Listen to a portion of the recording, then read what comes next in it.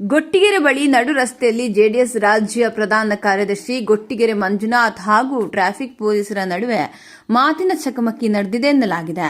ಕಾರನ್ನು ನಡು ರಸ್ತೆಯಲ್ಲಿ ನಿಲ್ಲಿಸಲು ಅವಕಾಶ ನೀಡದ ವಿಚಾರಕ್ಕೆ ಸಂಬಂಧಿಸಿದಂತೆ ಇಬ್ಬರ ನಡುವೆ ವಾಗ್ವಾದ ನಡೆದಿದೆ. ಘಟನೆಗೆ ಸಂಬಂಧಿಸಿದ ವಿಡಿಯೋ ಇದೀಗ ಸಾಮಾಜಿಕ ಜಾಲತಾಣಗಳಲ್ಲಿ ವೈರಲ್ ಆಗಿದೆ.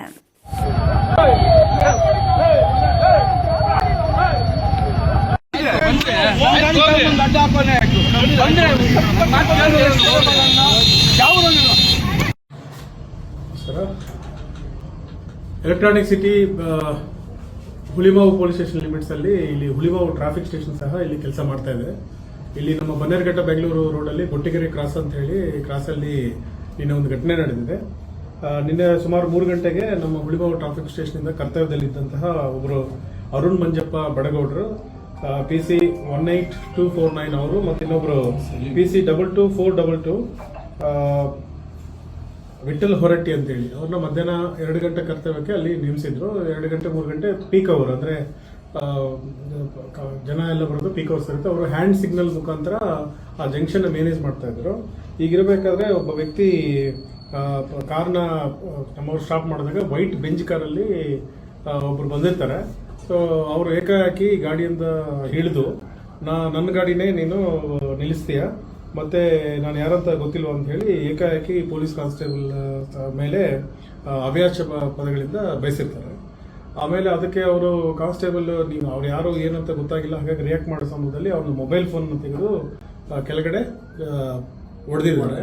ಅದೇ ರೀತಿ ಕರ್ತವ್ಯದಲ್ಲಿ ಅಂತ ಸಮವಸ್ತ್ರದಲ್ಲಿದ್ದಂತಹ ಯಾರು ಕಾನ್ಸ್ಟೇಬಲ್ ಮೇಲೆ ತಲೆಯಿಂದ ಅವನ ತುಟಿಗೆ ಡಿಚ್ಚಿ ಹೊಡೆದು ಮತ್ತೆ ಅವನ ಕಾಲಿಂದ ಒದ್ದು ಅವ್ರನ್ನ ಅವ್ರ ಜೊತೆಗೆ ಅವರಿದ್ದಂಥ ಚಾಲಕ ಮತ್ತು ಇನ್ನಿಬ್ಬರು ಸಹ ಬಂದು ಜಾಯ್ನ್ ಆಗಿದ್ದಾರೆ ಅಂತ ಹೇಳಿ ಇವರು ನಮಗೊಂದು ಕೇಸ್ ಕೊಟ್ಟಿದ್ದಾರೆ. ಆಕ್ಚುಲಿ ಈ ಘಟನೆ ನಡೆದ ನಂತರ ಅವರು ಜಯನಗರ ಜನರಲ್ ಹಾಸ್ಪಿಟಲ್ಗೆ ಹೋಗಿ ಒಂದು MLC-ನ ಮಾಡಿಸಿ ನಮ್ಮ ಠಾಣೆಗೆ ಬಂದಿರ್ತಾರೆ. ನಿನ್ನೆ ಏನೇನು ಪ್ರಾಥಮಿಕವಾಗಿ ನಡೀತು ಮತ್ತೆ ಏನು ಡಿಜಿಟಲ್ ಎವಿಡೆನ್ಸಸ್ ಎಲ್ಲ ಅವ್ರೇನು ಡ್ಯಾಶ್ ಕ್ಯಾಮರಾದಲ್ಲಿ ಅಂದ್ರೆ ನಮ್ಮ ಕಾನ್ಸ್ಟೇಬಲ್ಸ್ ಕೆಲಸ ಮಾಡೋ ಸಂದರ್ಭದಲ್ಲಿ ಏನು ಡ್ಯಾಶ್ ಕ್ಯಾಮರಾ ಇತ್ತು, ಯಾಕಂದ್ರೆ ನಾವು ಘಟನೆಯನ್ನು ನಾವು ತಿಳ್ಕೋಬೇಕಾಗಿತ್ತು.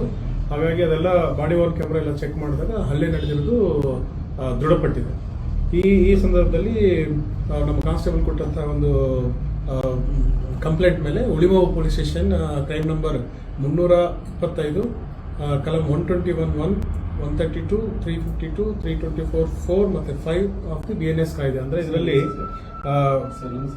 ಏನು ವಾಲಂಟರಿ ಕಾಸಿಂಗ್ ಹರ್ಟ್ ಮತ್ತೆ ಫಿಲ್ತಿ ಲ್ಯಾಂಗ್ವೇಜ್ ನ ಪಬ್ಲಿಕ್ ಸರ್ವೆಂಟ್ ಮೇಲೆ ಯೂಸ್ ಮಾಡುವಂಥದ್ದು, ಧಮಕಿ ಹಾಕುವಂಥದ್ದು ಮತ್ತೆ ಮೊಬೈಲ್ ಫೋನ್ ನ ಮಾಡೋದು ಮತ್ತೆ ಸಮಾನ ಮಾಸ್ಗೋಸ್ಕರ ಕಾಮನ್ ಇಂಟೆನ್ಷನ್ ಇಂದ 4 ಜನ ಬಂದು ಪೊಲೀಸರ ಮೇಲೆ ಹಲ್ಲೆ ಮಾಡೋದನ್ನ ಇಮಿಡಿಯೇಟ್ಲಿ ನಾವು ಕೇಸ್ ರಿಜಿಸ್ಟರ್ ಮಾಡಿದ್ವಿ. ಇದೆಲ್ಲ ಸಹ ಕಾಗ್ನಿಬಲ್ ಅಫೆನ್ಸ್ ಮತ್ತೆ ನಾನ್ ಬೈಲಬಲ್.